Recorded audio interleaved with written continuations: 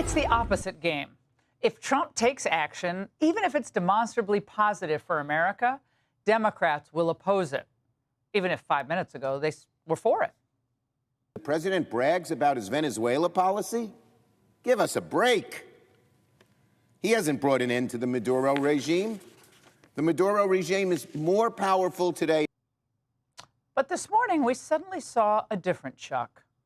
It is reckless.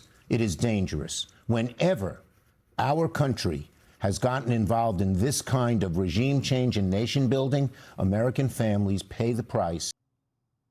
These people are so consumed by Trump hatred, they've burned through their own principles. Do they think we don't have access to video archives? I'm not sure. Here to react is Jason Miller, former senior advisor to the Trump transition team, along with Corbin Trent, Democrat strategist and former AOC aide. Corbin, let's start with you. So Democrats, across the board, wanted Maduro arrested. So why aren't they happy tonight? I mean, that sounds a little bit like you were saying earlier in the segment, you were talking about a mono party. And I think that is sort of the idea of the neoliberals, the neocons. That is the mono party idea, is that you go and you overthrow governments, you do interventionist wars. And for me, at least, watching the Trump campaign from the outside, that was one of the things I thought we were going to move on from. I thought that the man understood that our path to power, back to making America great again, and back to building a country that can stand on its own was through reindustrialization, was bringing back jobs that have been overshored, and taking back some of the manufacturing capacity that we've lost from China. So, I mean, I don't. The problem is that you do indeed have Chuck Schumer. We're doing all that. We're doing all of that and more. We're not doing that. But how can we be be an independent, secure, and ultimately free country 10 or 20 years from now if China controls South America? Explain that to me. The way we win in terms of being an independent nation is we start building the things that we use and that the rest of the world use here again. We're doing we get back to manufacturing the things that we're not doing that. We're doing tariffs, and we put them on in such a really haphazard way that it didn't do that much. When the United States was truly working to rebuild its manufacturing base, we were going from field to factory in 18 months. It was called the Arsenal of Democracy. We used it to fight the fascists in World War II. And we were able to produce a plane every hour off the Ford assembly lines. Because we knew that America needed to make stuff. We're not doing that now. Jason in here. So his point is that Trump was supposed to reindustrialize the country, and this is just squandering our resources. And you could see that argument in some pockets of MAGA being made. Well, no, I disagree completely. I mean, the president is obviously working to rebuild our industrial base and get our economy going in the right direction. Obviously, we have inflation trending in the correct direction, going down. But the other thing President Trump ran on was a commitment to protect America, securing the border, stopping the illegal immigration that was coming in. But when you look at Nicolas Maduro, this is a wanted narco terrorist. In fact, what he's being charged with in New York is conspiracy to produce and distribute narcotics into the United States, intentionally trying to undermine the U.S. The first rule of government is to keep people safe, which is exactly what President Trump is doing. And Laura, you pointed this out early on with the hypocrisy coming from the Democrats. I mean, remember when Nancy Pelosi and the Democrats stood and cheered for Juan Guaido?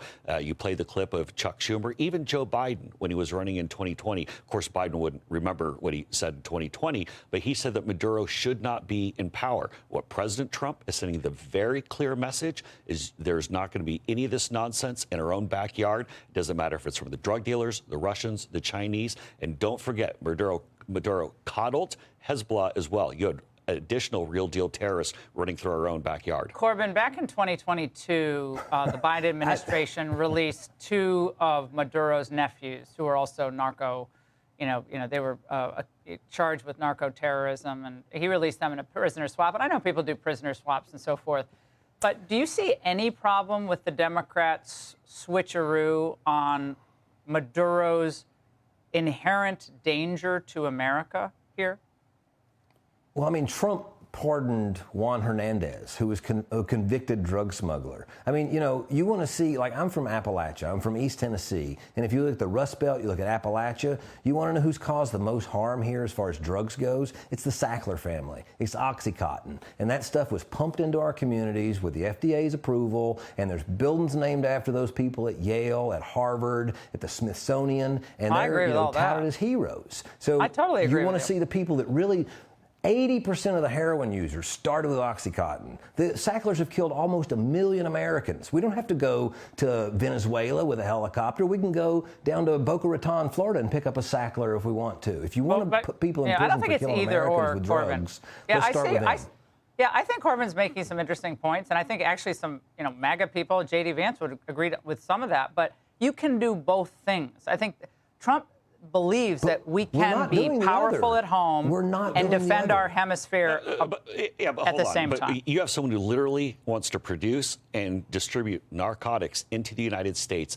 intentionally try to undermine our government and our society. You have to take action on that. Let's just cut to the chase. Here's what Democrats really are about. They actually like dictators. Think about Obama and his embrace of the Castros. Think about Joe Biden, his embrace of the mullahs. Remember the pallets of cash that they were sending off? In fact, even crazy Bernie Sanders actually wanted his honeymoon to the USSR before even the curtain fell. He went to the USSR. Democrats love dictators. In fact, they love dictators so much, they copy their tactics. Think what Obama did to President Trump with tapping the phones. Think what Joe Biden did with weaponizing his DOJ against President Trump. Yeah. The Democrats act like dictators themselves. That's why they're upset. That's an American thing. No, absolutely. That's an American thing. We backed Osama bin Laden before we didn't back him. We backed Democrats want to destabilize the United States. That's a deep state America thing. That's not the illegals Democrats. into the United States. Yeah. They fundamentally made the U.S. a weaker place. President Trump shut it down. Yeah. I appreciate both of you coming on. Fundamentally Spirited wrong. conversation. All right. Thank you, Corbin and Jason. Hey, Sean Hannity here. Hey, click here to subscribe to Fox News YouTube page and catch our hottest interviews and most compelling analysis. You will not get it anywhere else.